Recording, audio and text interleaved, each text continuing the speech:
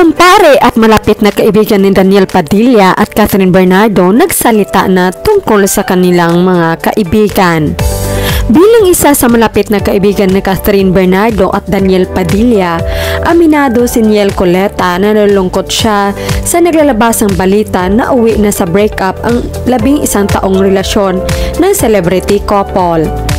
Nagsimulang maging kaibigan ni Niel sina Catherine at Daniel nang magkatrabaho sila sa teleseryeng Growing Up ng ABS-CBN noong 2011. Kinuha ni Niel na godparents sina Catherine at Daniel sa panganay niyang anak na si Baby Jasmine na ngayon ay 2 taon na. Actually, nalungkot ako kung anuman yung mga nababasa ko, then yung mga nambabasya kanila and everything, bungad ni Niel. Siyempre, sa part ko bilang kaibigan, kumpare, kumari ko, parehas, ninong at ninang na anak ko, so nalungkot ako. Nabanggit ni Niel na kamakailan lang ay nakasama niya si Daniel at nagulat siya na ang sampling picture nila ay dinagsa ng spekulasyon mula sa netizens.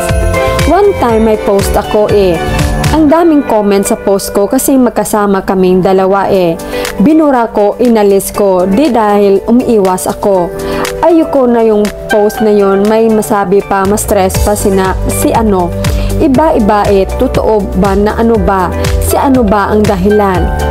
Nakapanayam entertainment portal si Niel sa Sakura Lunch PH Grand Opening na ginanap sa Lunchburg Place sa Tomas Morato, Quezon City noong November 17, 2023. Hininga namin ng reaksyon si Niel sa kumakalat na isyong ang itinuturong third party di umano ng sinasabing breakup ng Catniel ay ang kapamilya star na si Andrea Brillantes.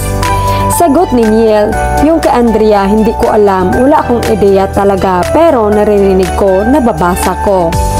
Malinaw sa mga tinura ni Niel na wala siyang kumpirmasyon o denial sa kung anumang mga isyong ipinupukol kina Daniel at Catherine Bernardo.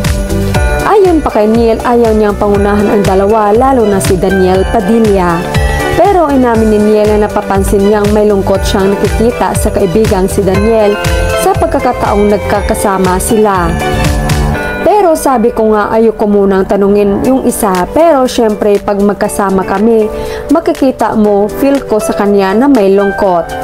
Alam ko na may problema pero syempre bilang respeto ko sa kanya, ayoko siyang tanungin. Hinayaan ko na siya ang mauna kasi ayokong manghimasok kasi it's none of my business, diba? Dati nag-open up sa akin yan Siguro dahil mature na kami, I can handle naman. Ako naman nagsabi sa kanya, ano ba ang kailangan mo? Ano ba ang gusto mo?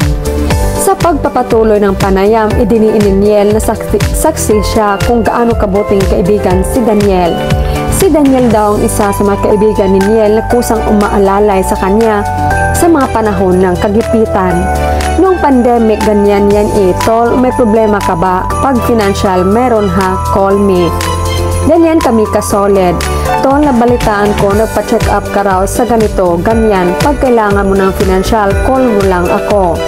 Ganun siya katindi, kaya wala akong masabi doon. May pakiusap si Niel sa netizens pati na rin sa solid fans ng Catniel na sana ay respetuhin kung pinili man ng dalawa na manatili munang tahimik sa issue.